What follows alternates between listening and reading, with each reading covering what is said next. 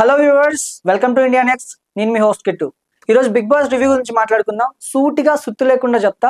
And ఈ రోజు updates కాకుండా రేపటి అప్డేట్స్. యాక్చువల్గా మనం దేవరా సినిమా కోసం ఎంతైతే ఎదురు చూసామో ఎప్పుడెప్పుడా అని, ఈ సాటర్డే సండే ఎపిసోడ్స్ కోసం కూడా అంతే ఎదురు చూసాం. అండ్ మనకు కావాల్సింది మనకు వచ్చిందా లేదా అనేది మనం మాట్లాడుకుందాం.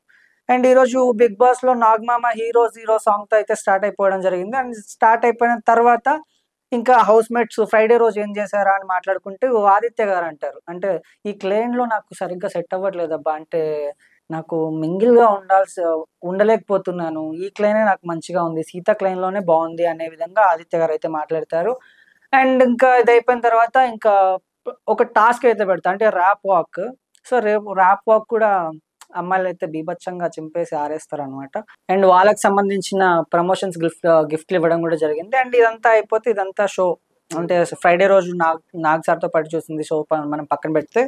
అండ్ ఇంకా నబీల్ అయితే అసలు పిచ్చ కామెడీ. నిద్రపోతూ బిగ్ బాస్ అనౌన్స్మెంట్ వస్తుంది, నిఖిల్ మైక్ సరిగ్గా వేసుకో, సోనియా మైక్ సరిగ్గా ధరించండి, పృథ్వీ సోనియా మంచిగా మైక్ వేసుకో అని ఇలా అనౌన్స్మెంట్స్ వస్తుంటే నబీల్ అంటాడు, అరే నేను కలగంటుంటే నిఖిల్ వీళ్ళంతా ఎందుకు వచ్చారు మధ్యలో, నేను ఎక్కడో దుబాయ్ లో ఉన్నాను. అదైతే నాకు చాలా ఫన్నీ అనిపించింది. అండ్ ఇంకా నెక్స్ట్ నాగ్ సార్ ఎంట్రీ అయిపోతారు.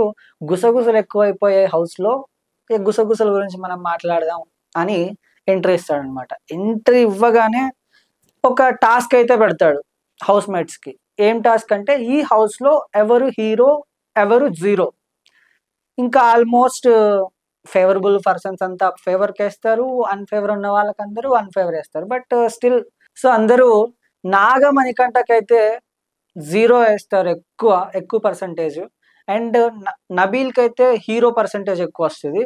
అండ్ మధ్యలో సీత గారికి కూడా కొన్ని హీరోగా రావడంతో పాటు, మీకే హీరో కాదు నాకు కూడా హీరోనే అని నాగ్ సార్ అంటారు. అండ్ ఇంకా మణికంఠ విషయానికి వస్తే, మణికంఠ పాపం ఆల్మోస్ట్ ఆ అబ్బాయి ఎప్పుడు ఏడుపు ముఖంతోనే ఉంటాడు. అలాంటిది ఈరోజు నాగ్ సార్ కూడా, నువ్వు ఏం చేస్తున్నావు నీకే అర్థం కావట్లేదు, అది నేనేం చేస్తున్నా నాకే అర్థం కావట్లేదు సార్ అంటాడు. అయితే గొడవ లేదులేని నాగ్ సార్ కూడా కామెడీగా అంటాడు.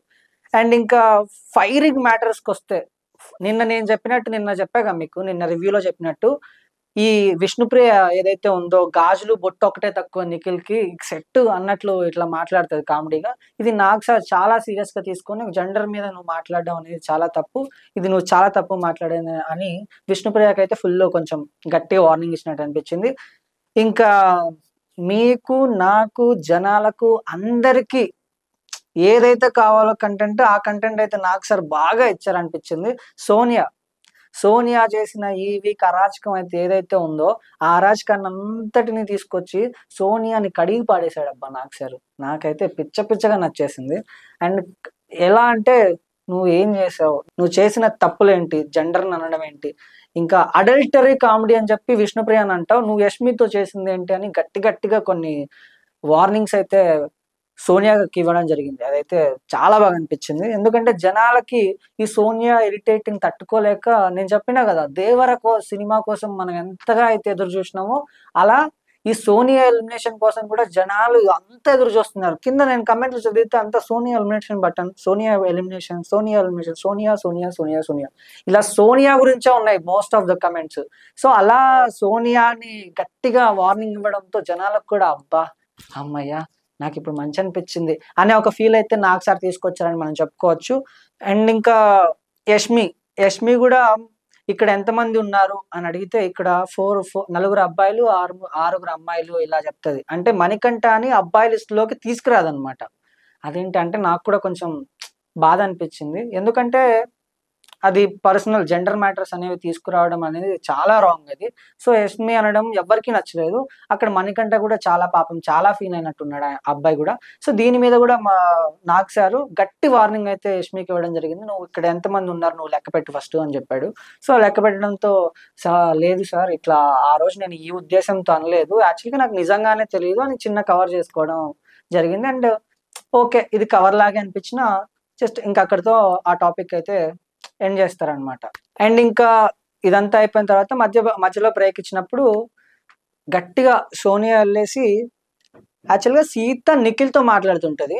మధ్యలో సోనియా ఎంటర్ అవుతది. యాక్చువల్‌గా మనం నిన్న ఎపిసోడ్‌లో మాట్లాడుకున్నట్లు ఎప్పుడు నిఖిల్‌కి, పృథ్వీకి మధ్యలో సోనియా వచ్చేసి తనే ఏదో పెద్ద లీడర్ లాగా, తనే ఏదో ఇంకొంచెం ఏదో ఇదిలాగా ఇలా మాట్లాడి జనాలకి ఇరిటేషన్ తెప్పించినప్పుడు ఈరోజు గట్టిగా ఇచ్చి పడేసింది సీత గూడా. సీత గూడా ఏంటంటే, అసలు నేను నిఖిల్‌తో మాట్లాడుతుంటే నువ్వెందుకు మధ్యలో వస్తున్నావు? పృథ్వీతో మాట్లాడుతుంటే నువ్వే మధ్యలో వస్తున్నావు. ఇలా ఎవరితో మాట్లాడినా నువ్వే మధ్యలో వస్తావని గట్టిగా వార్నింగ్ గట్టిగా చెప్పి మంచిగా అంటే జనాలకు కూడా అరే! మనకనిపించిందే సీత చెప్పింది అన్నట్లు చెప్పింది.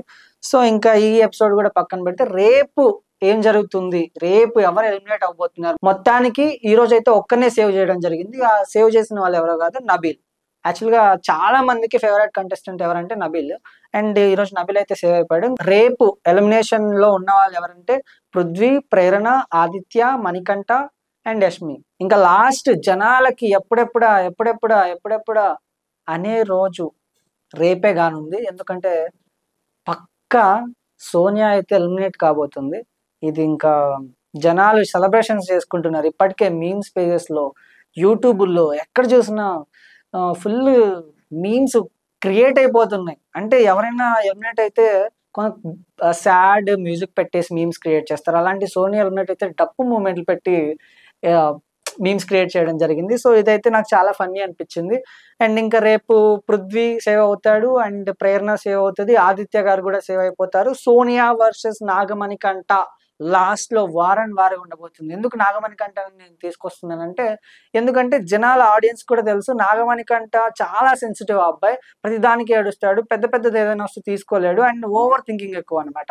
సో, ఈ ఓవర్ థింకింగ్ ఉన్న వాళ్ళని లాస్ట్‌లో పెట్టి సేవ్ చేస్తే జనాలు చూసే వాళ్ళకి గూడా ఇదేదో యుద్ధంలాగా ఉంటది. సో, సోనియా ఎలిమినేషన్‌కి నాగమణికంఠ వర్సెస్ సోనియా ఉండబోతున్నారు. అండ్ ఫైనల్‌గా నాగమణికంఠ సేవ్ కాబోతున్నాడు. సోనియా ఎలిమినేట్ కాబోతుంది. ఇంకా రేపటితో సోనియా దరిద్రం బిగ్ బాస్‌కి వదిలింది అని ఆడియన్స్ అంతా అనుకుంటున్నారు. And it's fine. నెక్స్ట్ ఎలా ఉండబోతుంది? వైల్డ్ కార్డ్ ఎంట్రీస్ ఎలా ఉండబోతున్నాయనే వాటి గురించి కూడా మనం వచ్చే ఎపిసోడ్స్‌లో మాట్లాడుకుందాం. That's it for today guys. Thank you for watching India next. చూస్తూనే ఉండండి. సబ్స్క్రైబ్ కూడా చేసుకోండి. పక్కనే ఉన్న బెల్ ఐకాన్ కూడా యాక్టివేట్ చేసుకోండి. Thank you.